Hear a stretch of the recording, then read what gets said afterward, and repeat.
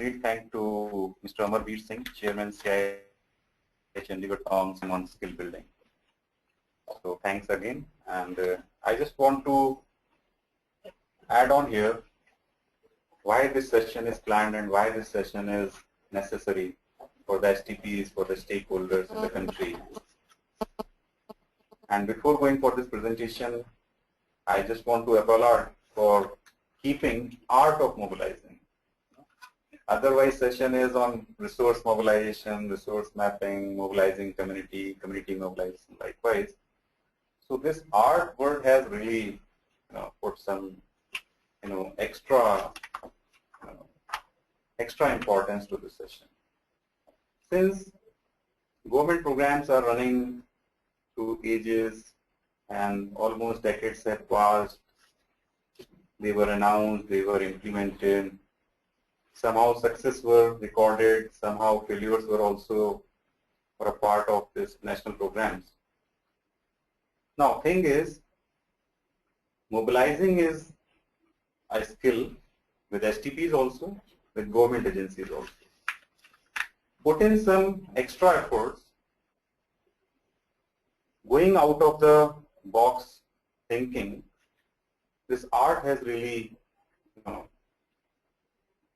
proved in case of Chandigarh case study.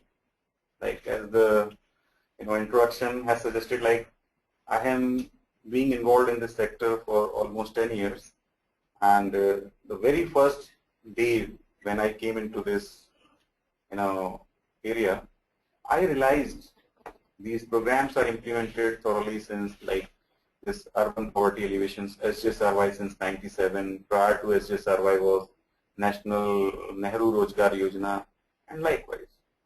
But thing is, how were they successful in making lives of these targeted people, with benefits, with growth, with development? We have given a thought. Are we going in the right direction?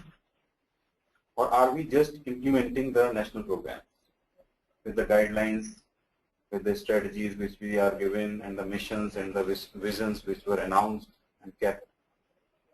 Then we realized that machineries are there, mechanisms are there, existing mechanisms. But with the poverty alleviation motive, and poverty is not a subject which is like the other subjects, but poverty is really, urban poverty especially, is a crux where you have to understand, where you must have the ability to develop understanding on issues which are, which are in the society and the community. So this word art has really influenced me, and I thank again for keeping this art, like, because it is not a process which one must learn and adopt it and practice it. It is actually an art of mobilization. You have to put in your heart and soul other than your brain. And that is why we, accounted 30, 40, and 50% of progress in the national program. If we compare it to some private sectors growth and development in skill building, we are creating milestones.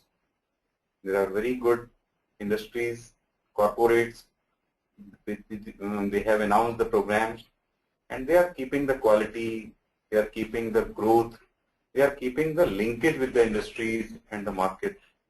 So why not in the government program? Coming on to our presentation, mobilization. To every person, to every stakeholder, it is a process. And to me, and to our work, it is also a process. But the way I have just said, we have put in the heart and soul of our entire team into it. And we have seen mobilization with the other perspective, the other side of the coin. How? Let us see. Before going into the practices, into the case studies, let me first, I have also the responsibility of somehow being the guest faculty in various institutes. So when I was asked to prepare on art of mobilizing, then I thought we must give you an idea. What is mobilization? In terms of national programs and community, we need to understand while mobilizing, we need to interact with the parents first. We need to go to door, house to house visits. We need to have focus group discussions in the community meetings. We should go for street plays, we should go for street drama, we should go for some addresses, announcements, meetings. So this is how you could correlate, mobilizing or mobilization in the community. Now, whom to mobilize? This is a big question mark. We need to understand whom we are targeting, whom our national program has a mandate to get them under the national programs. So we need to first understand whom to mobilize. Target population says in case of our case study and best practice is urban poor as a whole. In urban poor, we also target youth, 18 to 35 years of age. Within youth, we also consider women. Not only women, we also go for special categories which are announced by the government, and also the vulnerable groups. To vulnerable groups, we need to understand who are these people. These may be the SCs, STs under scheduled caste categories, these may be women, these may be youth. But these, to our addresses, these are the HIV positive people. These are those people who were somehow addicted in, some substance abuse, alcohol, drugs. So these are those people who are de-addicted and are rehabilitated. To us, these groups are those who are single women, who are widows, who are war widows, and who are, left out by the community, by the families. So we have defined these, and also mental psychiatric disorders. These are those who are being thrown away by the society and family and are living under stress, and no facilities, no privileges are being provided. So we need to understand first the target population. That is why I mentioned whom to address and whom we are targeting. Areas, locations, and pockets. I am sharing you experiences which our team has faced and our team has, documented. And in many programs, STPs are saying we don't have the people whom to give training because they have only searched in slums. Besides slums, we need to go into the families of street side vendors. We have to consider servant quarters in elite sectors. If the question comes, urban poor programs, then they simply go to slums. Slum doesn't carry the maximum or the, all the poor into slums, but poor people also lives in the elite sectors, the mainstream sectors, in servant quarters. In maximum cases, the survey left out these people. Roadside scattered jhuggies and which are not clustered, homeless population, industrial units and premises. So many people, many needy people live here also. And very recently in National Urban Livelihood Mission, after integrating SGSRY, a separate two vast component has been added on street vendors and homeless people. Why to mobilize? Again, a big question. I have kept this presentation with question marks because I just want to lay a stress on those who are attending this session and think with their perspectives also. Why to mobilize? Why we need to mobilize these people? Because our country has a mandate to alleviate poverty. We have to create a livelihood opportunities for the countrymen who are grappling with poverty, who are struggling. We have to create an employment opportunity, keeping in mind the expansion of development in the country, providing trained human resource to country's development, I just mentioned, and also stabilizing unrest among you.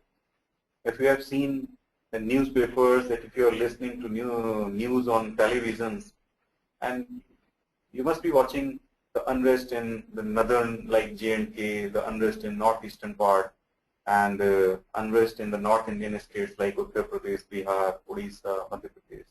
So you need to work for this country development also. How to mobilize? Again, a big question. The existing practices of mobilization in government and in private sector, those who are engaged with the government projects of the skill building, these are the existing practices which I have noticed, like straight away they are going for advertisement in the newspapers at local level, and this pamphlet distribution by implementing partners. This is the existing practices. The system has actually got failed. We have realized in our case, it is actually a big failure. I'll cite out a few case studies during this presentation. And I also mention one government institution in Chandigarh. When the skill building program was started, and they straight away went for advertisement, a big advertisement, which was not required. They could not understand the process, they could not understand the audience and the vastness of the audience. So the result was nil. None of the participant, none of the beneficiary could reach to the STP. So it was a big failure.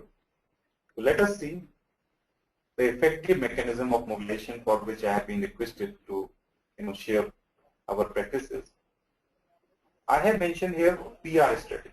Like I am a student of social work also, and I am undergoing doctorate in social welfare, and a student of mass comm, public relations.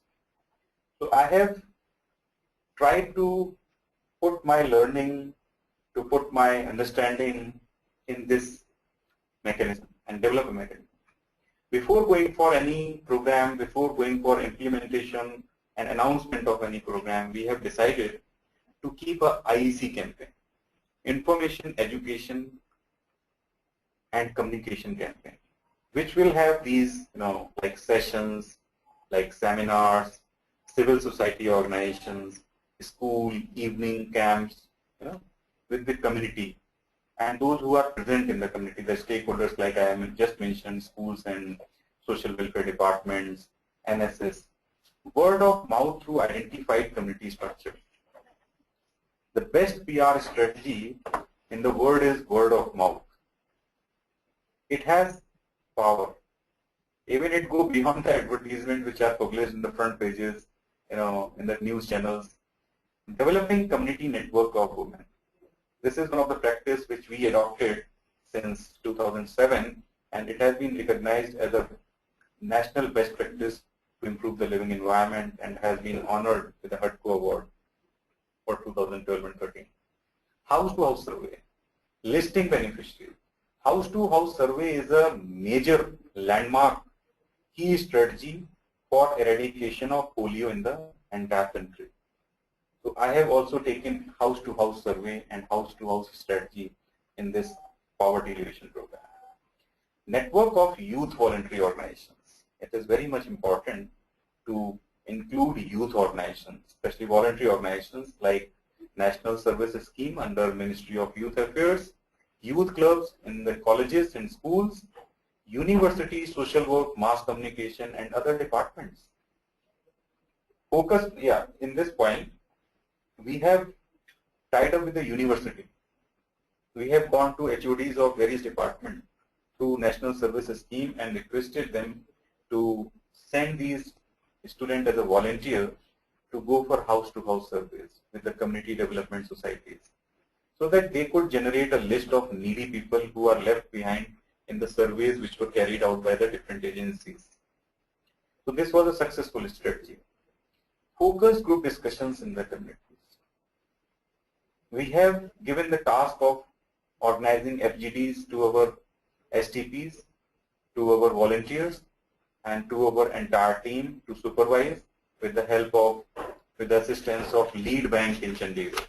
So Lead Bank is assisting in organizing FGDs in the community. So confidence of municipal councillor is another strategy, because the urban areas are having the urban local bodies, which is led by the mayor or the chairperson and the councillors full house. So every board is headed by municipal councillors. So better to go with the confidence of municipal councillors because he understands his locality, he knows who are people in the need in his area, in his ward or territory.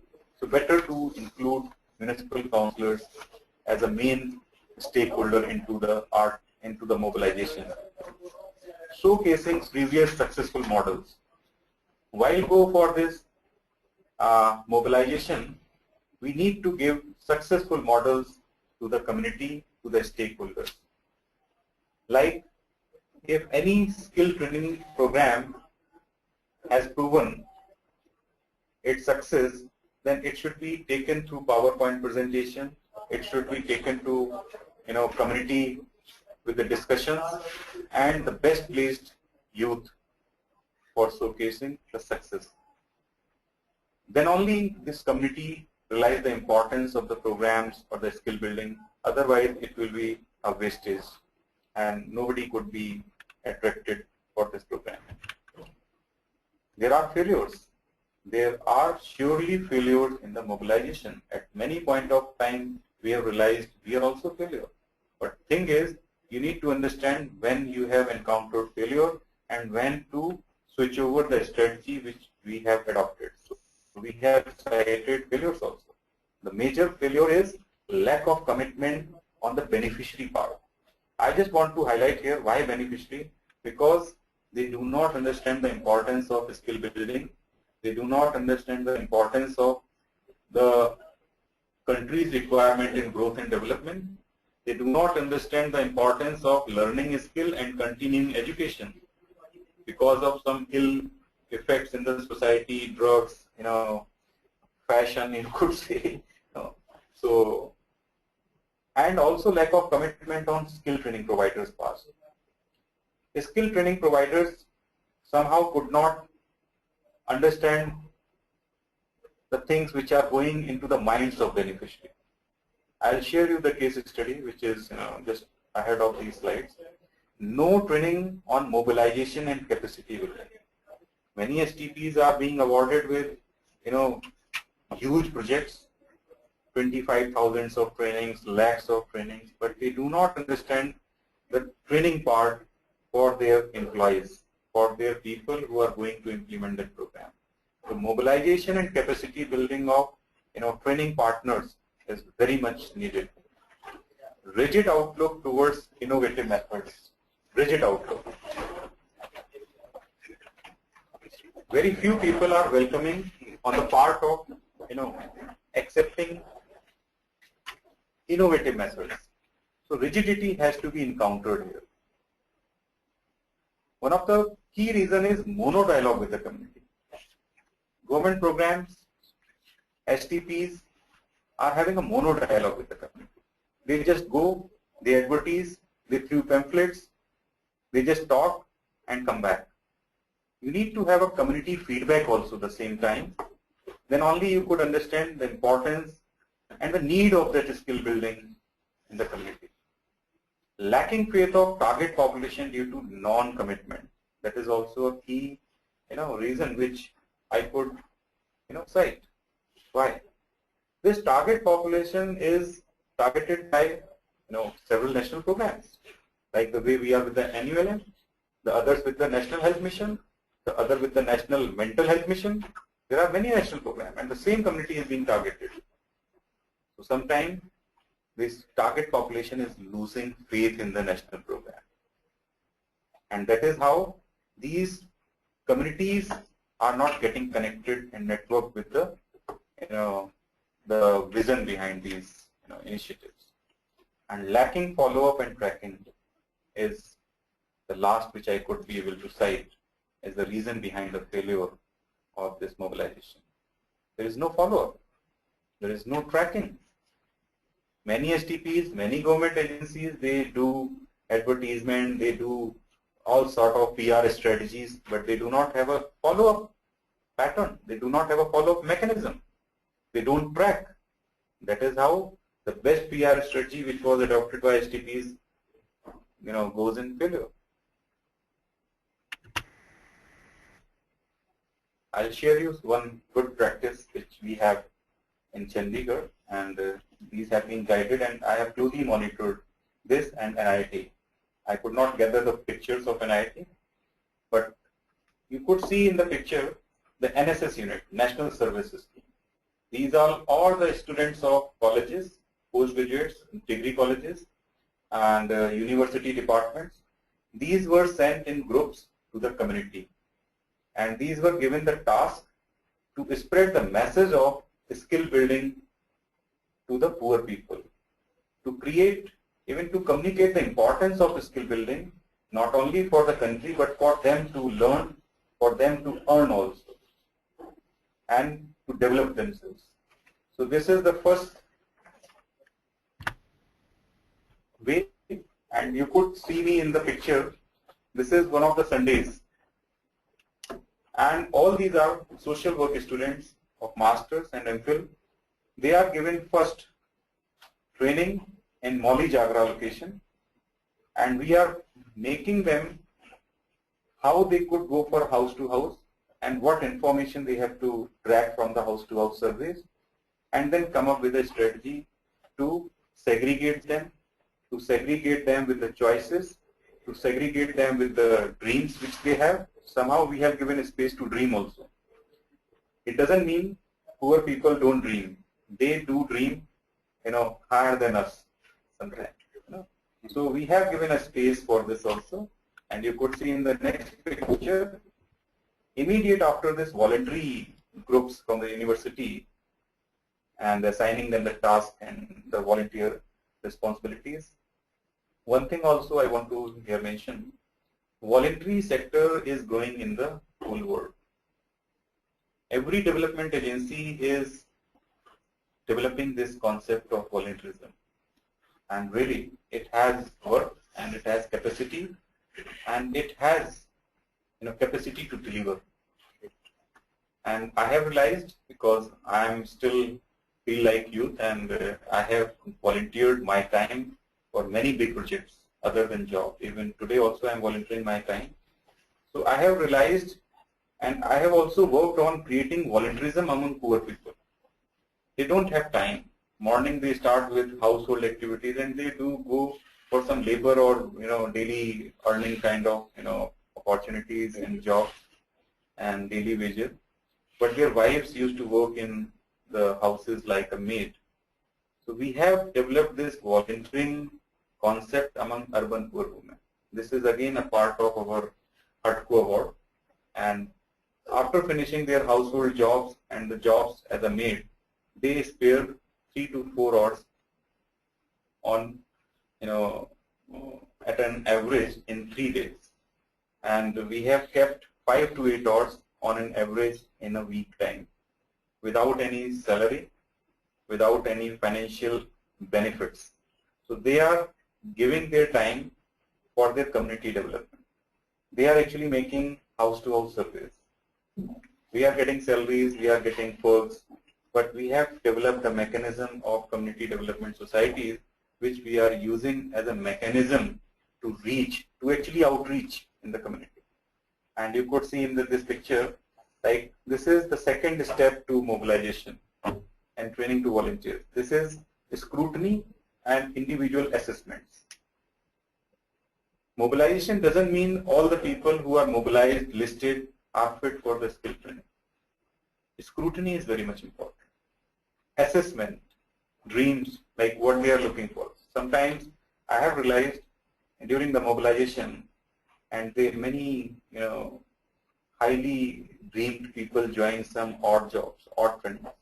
I encountered one young boy. He said, "Sir, I have just completed electrical training for this electrician. I want to go for this retail sales and marketing." When I go, "Sorry, why you joined this as an electrician?" "Sir, I was forced. I was forced during house-to-house survey, and I was made to join electrical training." Then I again dwell upon the strategy which our team was adopting. Then we kept this assessment. You assess first, and this is actually what's happening in the entire nation on skill building. They are mobilized like the crowd, and you join this course. No? Even if the boy is looking for ICT training, but he has a good aptitude for music, So assessment is very much important. And you are not going to create a labor market here with this skill building. You are going to create a human resource which must be on progressive path. We have also realized many good young people have joined training and they are being given some kind of assignments also as a livelihood opportunity or placement you could call, but they do not have the progressive way, because where they have joined on 4,000, 5,000 or 6,000, they don't allow them to grow them.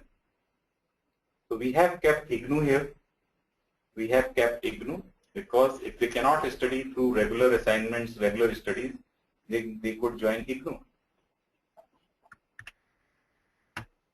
Best practice, and we have cited how this best practice has come.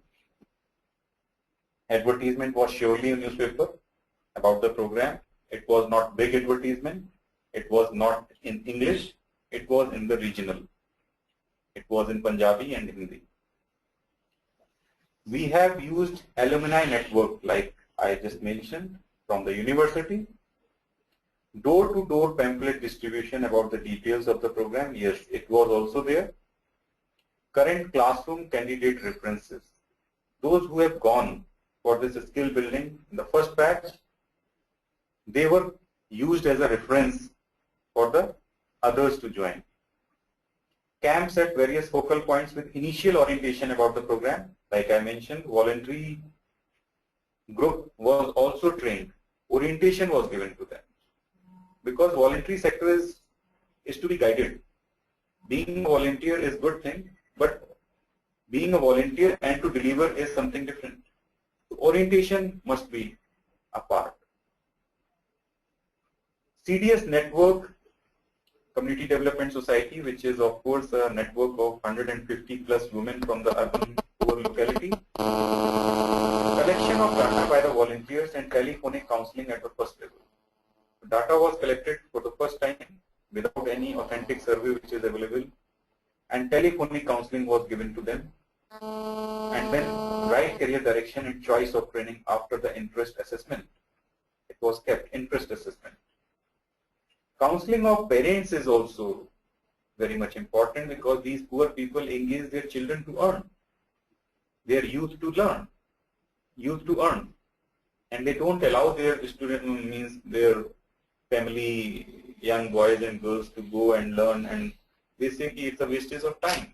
If you can, if they can assist their father with a job which they are doing on streets or like labor job, they don't allow it. They see the number of child with the economic generation kind of thing.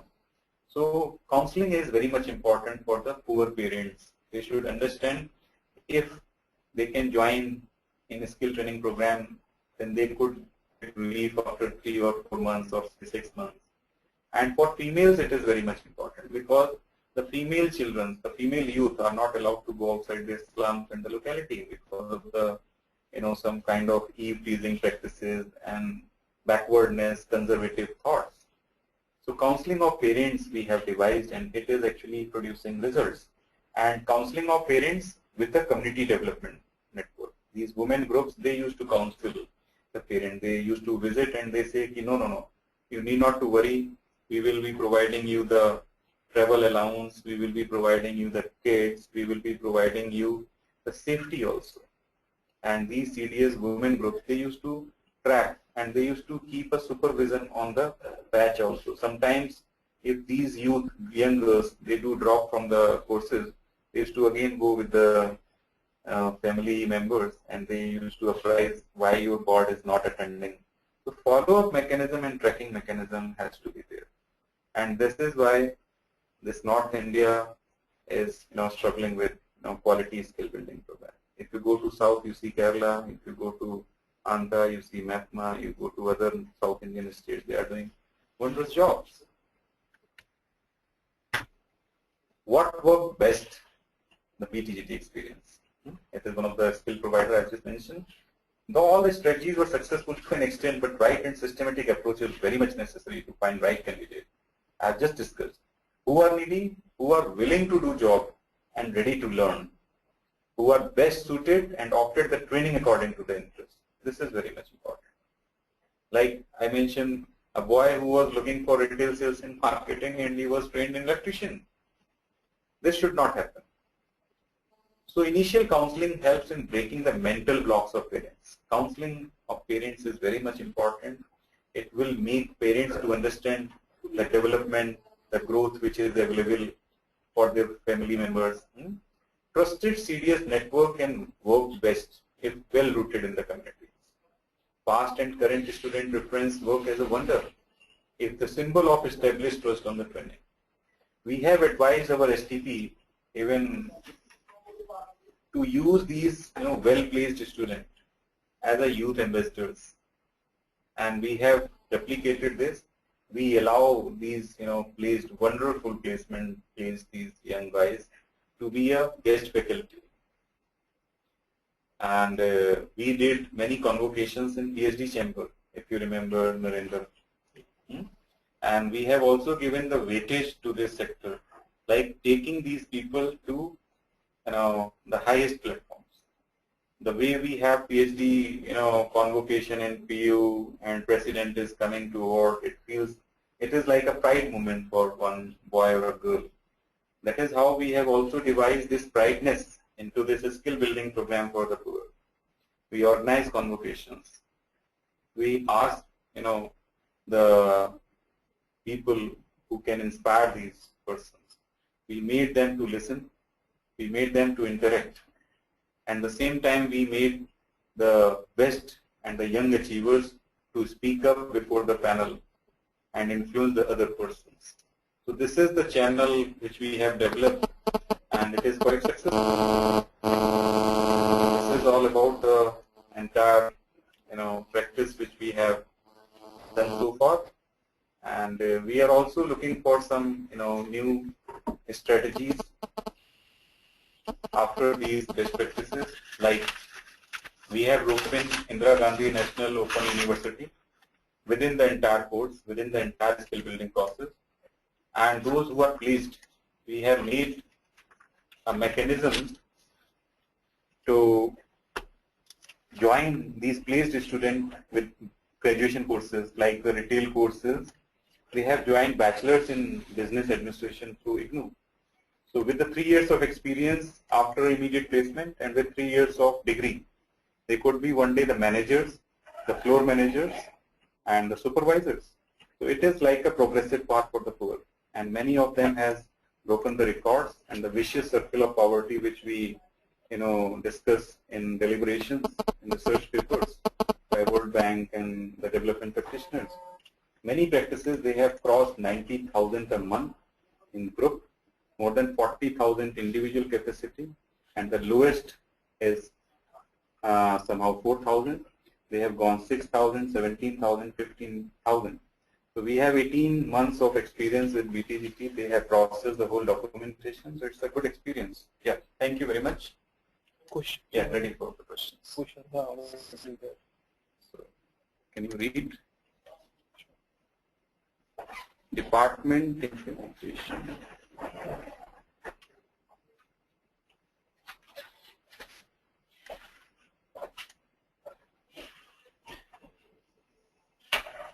It is departmental. Shall I go? Yes, specific difference in mobilizing rural and urban youth.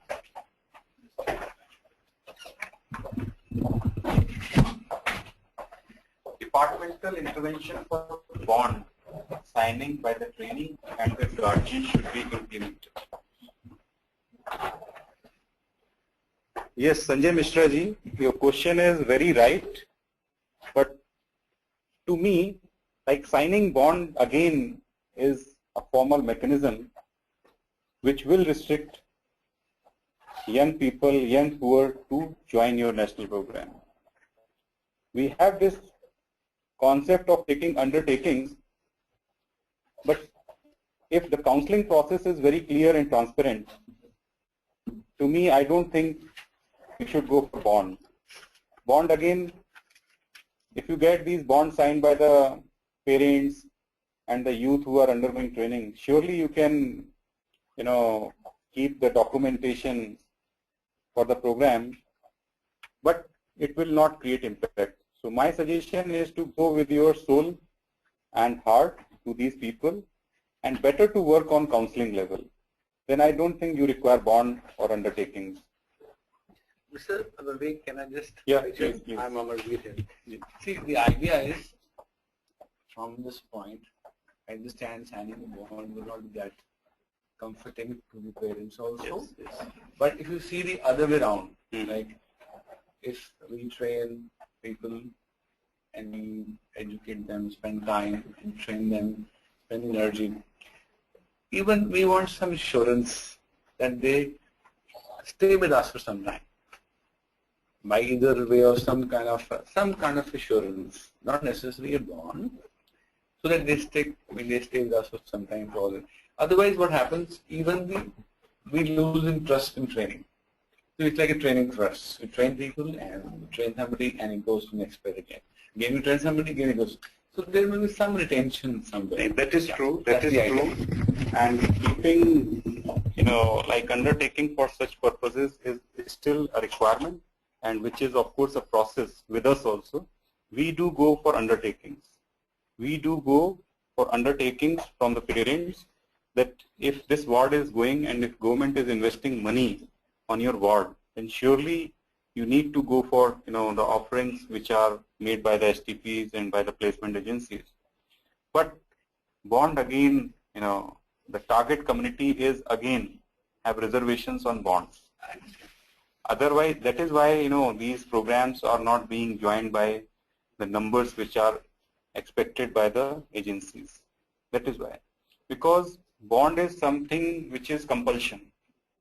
And if we improve our services, if we improve our program delivery, and we improve the program transparency, then I discourage bond. Because if this case study which is being shared, if you see, the 100%, I cannot say, but more than 70% have kept words, and the 30% if you go, it is again inability. But surely you can keep, for the program's sake. I cannot say you must avoid or you don't keep the bonds, but better is to work out in a way that this bond word should not get here. Because bond is not a comforting word. Yeah, it is not actually. And everybody will shy out from this. Yes, sure. They will not like to sign the bond because it's kind of a mental pressure on them. Because the target community is not so well trained, so well, it's not literate. They simply see if you are making them to sign some agreement. They say कि कुछ इसमें गलत लिखा हुआ है और कल मेरे ऊपर ये recovery नहीं हो जाए. Absolutely. They do afraid with the government. Absolutely. On part of recovery कि कल ये program से पैसा हमसे वापस तो नहीं ले लेंगे. And जो उसमें bondage और आधार कार्ड लगा रहे हैं उससे वो और डरते हैं. So better we go with the counseling kind of thing. And counseling is also a science also. It's an art also. So if you counsel these boys and girls, young people and the parents simultaneously, it will surely create an impact on the national program. Definitely. This is what our experience is. There are bad experiences with us also. It's always Sure. everywhere. Yeah. So I have shared you the best experience because many people can learn from best practices. क्या कहते हैं गलती उससे होगी तो कुछ करेगा, right? This is important. Yeah. This is Yes, so counseling strategies are well appreciated. These need good time to interact. Sure. However, we face various challenges from government side where the timelines are. It is true. It is true. Counseling is very much important, and I have always advocated for providing time and giving time for the counseling, because if you cannot give time, appropriate time for the counseling, it will not make things to happen. And in government sector, timelines are there. Somehow we are also, giving importance to timelines. Sometimes we have to be very rush hours to complete our targets. But thing is, to make development to happen, to make growth to happen, and to make these people to join national programs on skill building and to be a part of development, so we should give time. And you are the better judge how you are implementing this program. You are the better judge to not only implement, but to assess and supervise also and give direction to this program. So you, on your part, devise your implementation strategy in a way that your decision makers understand the sanctity of time to be given in the counseling process.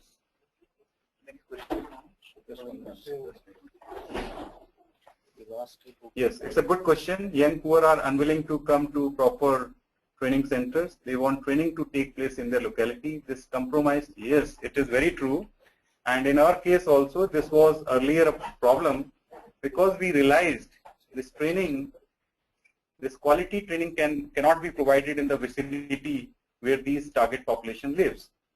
We also advocate for institutional training, and we have advocated. Gradually, we have switched over from, outreach locations to institutional training, and we are successful.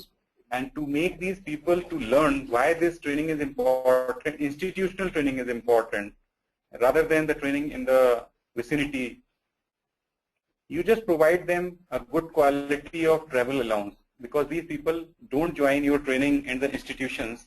Yeah. The next question is from Bhaskar Natarajan, right? How do you suggest the interest assessment to be made at the time of mobilization? Yes. Interest assessment is through proper counselors. You have to appoint counselors. STPs must appoint counselors, well-trained counselors.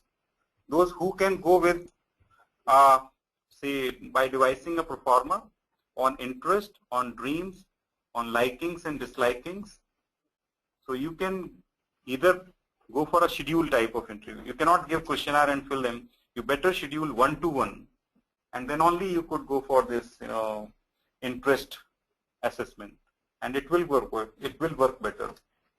And are there any specific differences in mobilizing rural versus urban youth? I am not the right person to comment on rural and urban youth, but surely there is a difference in strategy. Urban youth are, always with the happenings, with the ICT, with the newspapers. But I must say, strategy must be different. You have to see the ICT environment in the rural area. So the strategy must be different, and it has to be go through the locality and the real-time situations.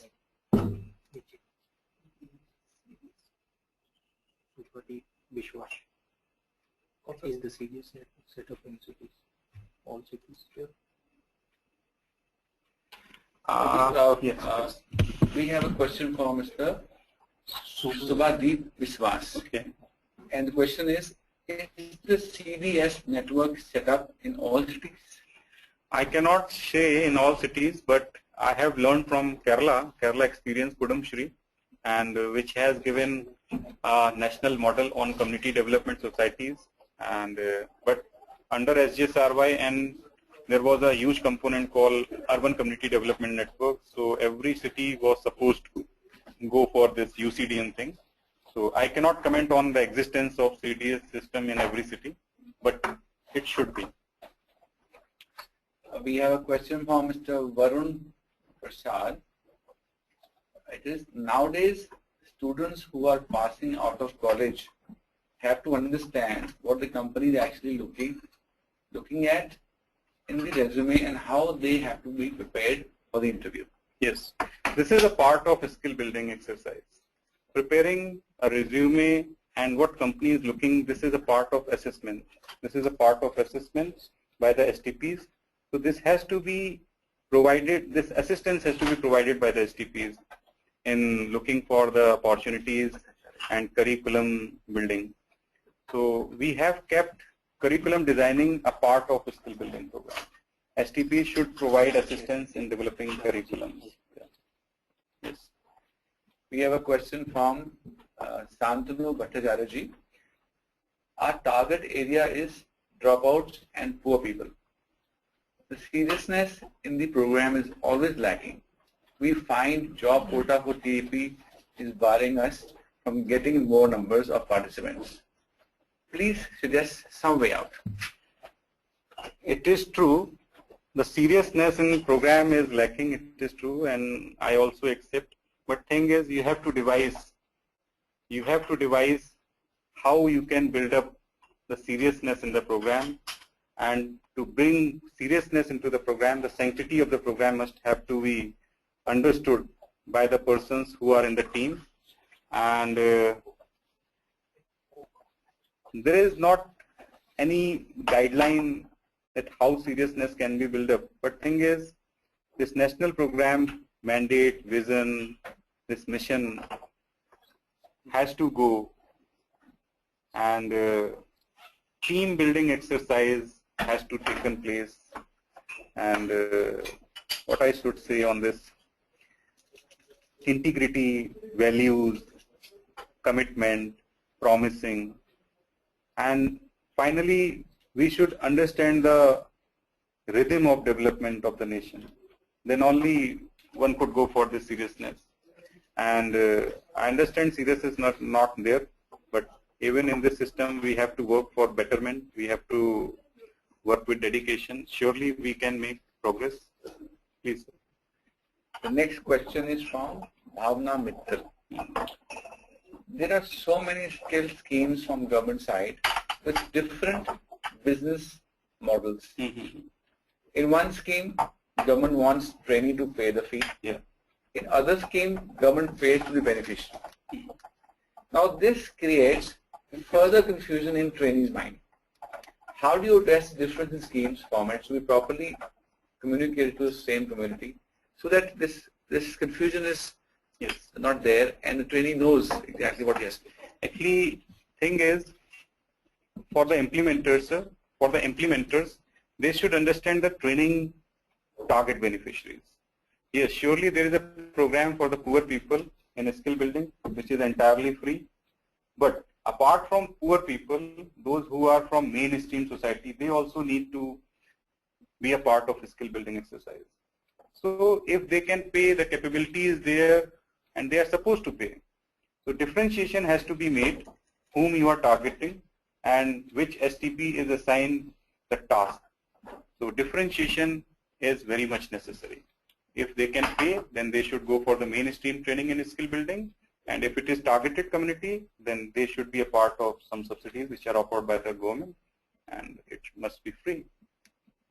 So can we send some suggestion to government to commonize the format? Why not? And make it more simpler and more clear? Why not? For the training. Because sometimes, CBSE is also offering a skill building program and at secondary and post-secondary level, and like poverty alleviation program.